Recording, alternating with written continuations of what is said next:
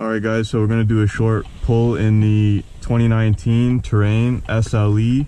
This is inline 4, 170 horsepower, 203 pound-feet of torque.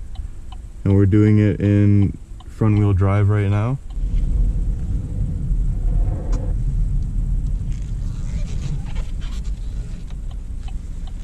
Okay, ready? 1, 2, 3.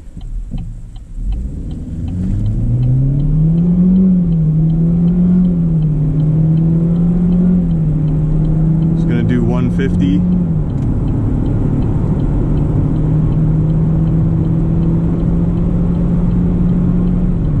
can feel the winter tires moving. And there we go, 150.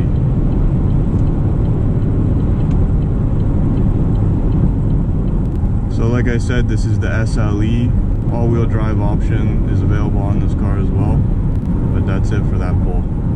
Peace.